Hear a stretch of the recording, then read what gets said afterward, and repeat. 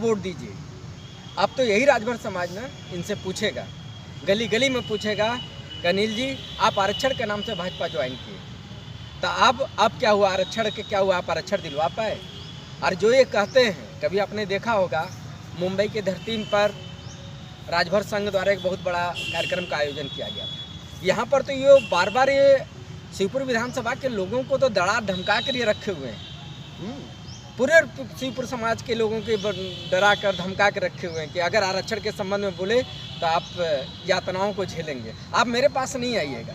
तो कितनी बार धमकाएंगे, धमकावें। अब यही समाज है, ये समाज अब ये गली गली इनसे पूछेगा कि आरक्षण का क्या हुआ। आज तो अनिल राजभर जी को समाज का एक बड़ा मैंने कह लीजिए कि उनका एक सौभाग्य कि आज हाईकोर्ट के निर्देश के बावजूद भी और ये उत्तर प्रदेश सरकार से ये आरक्षण के संबंध में एक बात भी नहीं रखी। अब तो यह समय ही बताएगा कि आरक्षण के संबंध में ये समाज को क्या जवाब देंगे।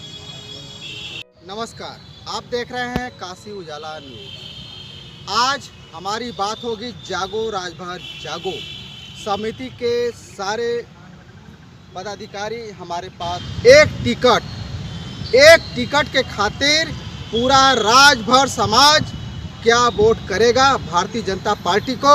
हम जानेंगे वरिष्ठ जागो राजभर जागो के हैं, उनसे बात करेंगे पारस राजभर जी से।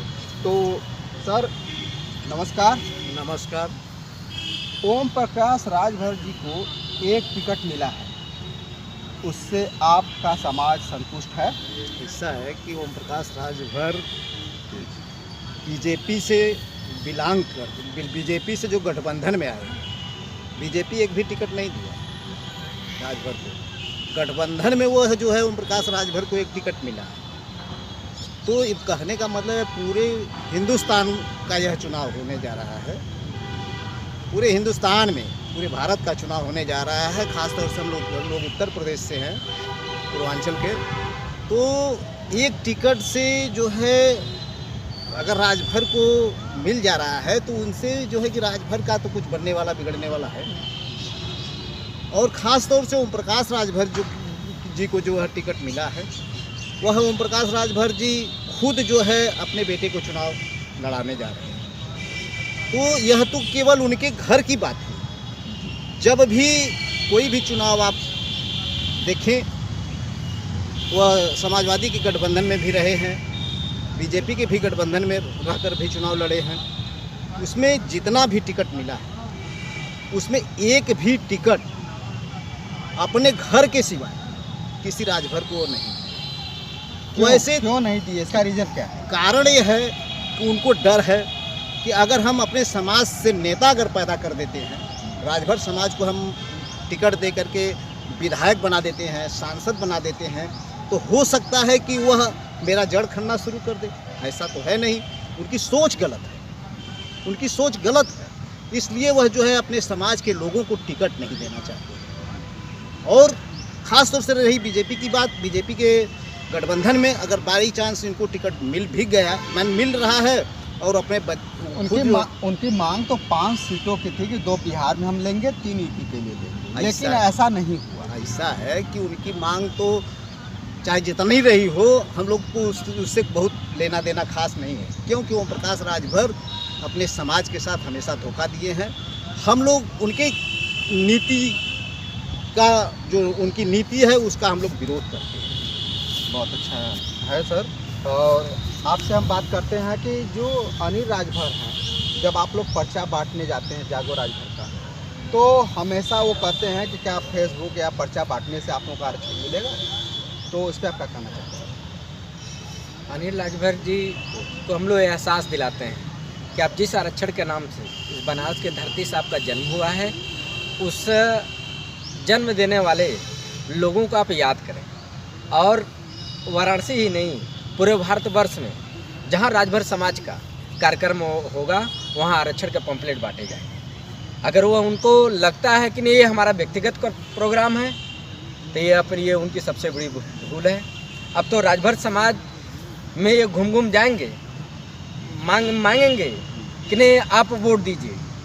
अब तो यही राजभर समाज ना इनसे पूछेगा, गली गली में पूछेगा कि अनिल जी आप आरक्षण के नाम से भाजपा ज्वाइन किए, तो अब क्या हुआ, आरक्षण के क्या हुआ, आप आरक्षण दिलवा पाए?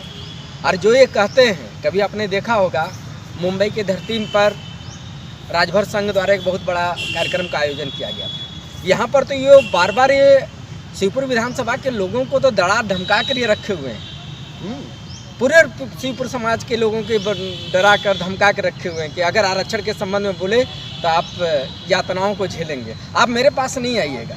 तो कितनी बार धमकाएंगे, धमकावें। अब यही समाज है, ये समाज अब ये गली गली इनसे पूछेगा कि आरक्षण का क्या हुआ। आज तो अनिल राजभर जी को समाज का एक बड़ा, मैंने कह लीजिए कि उनका एक सौभाग्य कि आज हाईकोर्ट के निर्देश के बावजूद भी और ये उत्तर प्रदेश सरकार से ये आरक्षण के संबंध में एक बात भी नहीं रखी।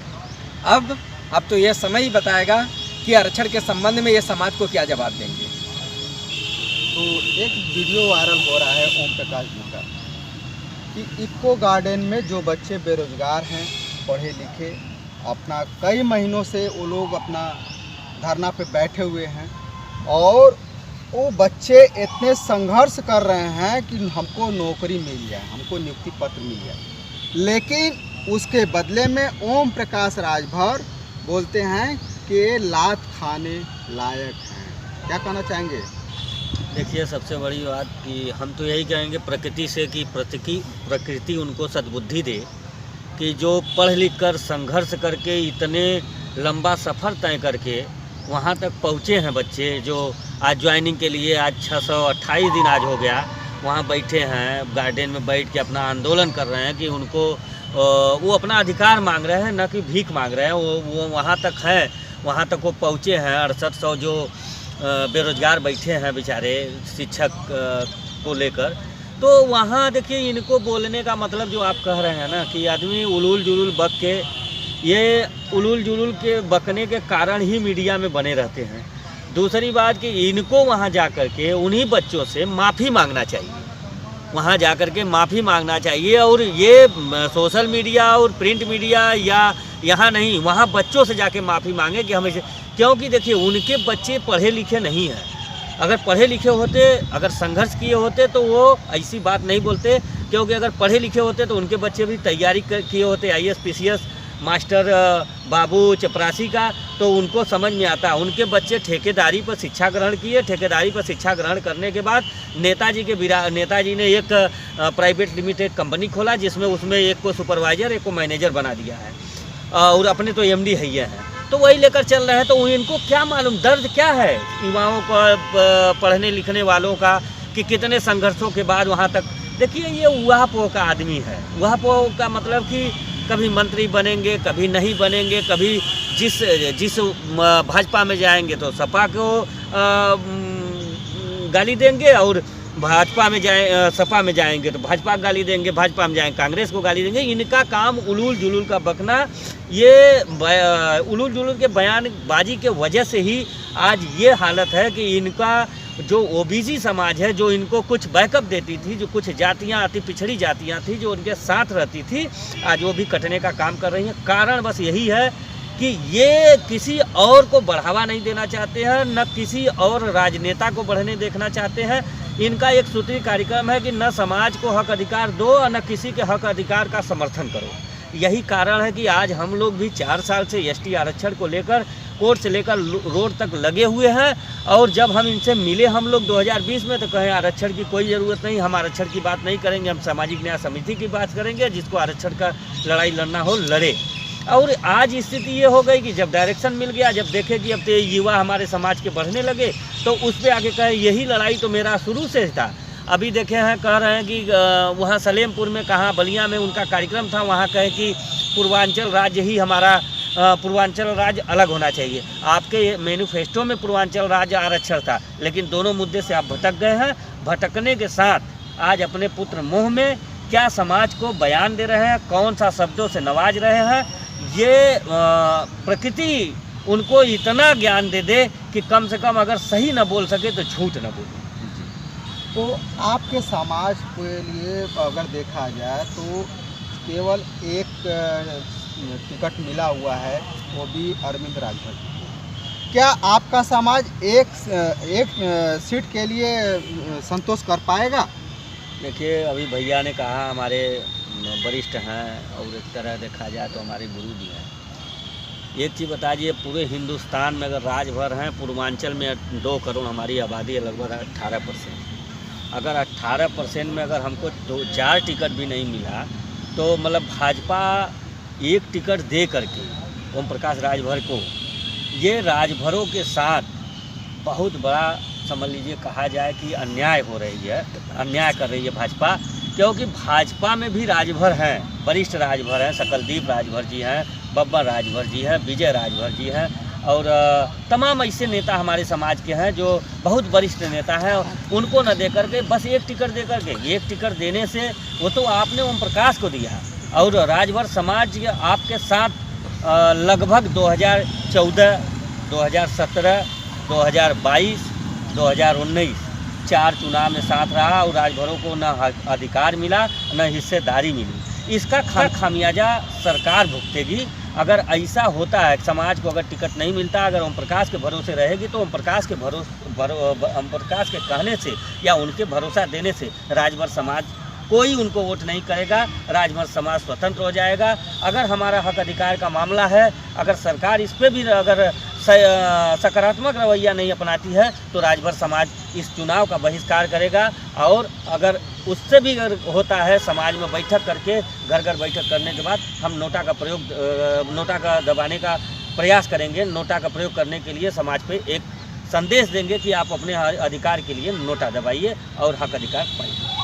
जागो राजभर जागो का एक मुहिम चलने वाला था, जो कि पद यात्रा जिसको कहते हैं, शांति न्याय यात्रा, उसको लेकर क्या कहना चाहेंगे? देखिए, उस पर हम लोगों ने बहुत बार परमिशन का ट्राई किया, परमिशन नहीं मिल पा रहा है।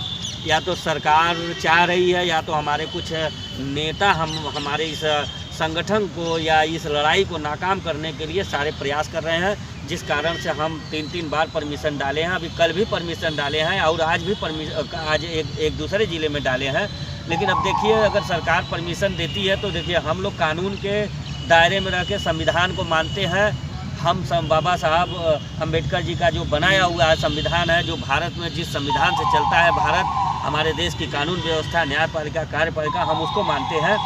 तो हम जब तक परमिशन मिलेगा तो हम, अगर सही परमिशन मिल जाता है तो इस न्यायिक यात्रा को हम ले करके शांति मार्च निकालेंगे। नहीं मिलता है तो फिर सरकार से आग्रह विनती निवेदन करके हम शांतिपूर्वक बैठे रहेंगे। लेकिन हाँ, अगर अधिकार नहीं मिलता है तो राजभर समाज आंदोलन के लिए बाध्य होगा। और आंदोलन बाध्य क्या होगा, इस चुनाव में एक चीज़ जान लीजिए कि सरकार इस चुनाव में अपना रवैया दिखाएगी कि कितना राजभरों को अगर अधिकार नहीं मिलता है, भागीदारी नहीं मिलती है, तो राजभर समाज ये चाहे शांति से दे या चाहे क्रांति से दे, उसका प्रयोग करके हम लोग अपने को साबित करेंगे। बहुत अच्छा लगा सर आप लोगों से बात करके। अगर ये वीडियो आपको अच्छा लगे तो लाइक और सब्सक्राइब जरूर कीजिएगा। फिर मिलेंगे नए वीडियो के साथ। नमस्कार।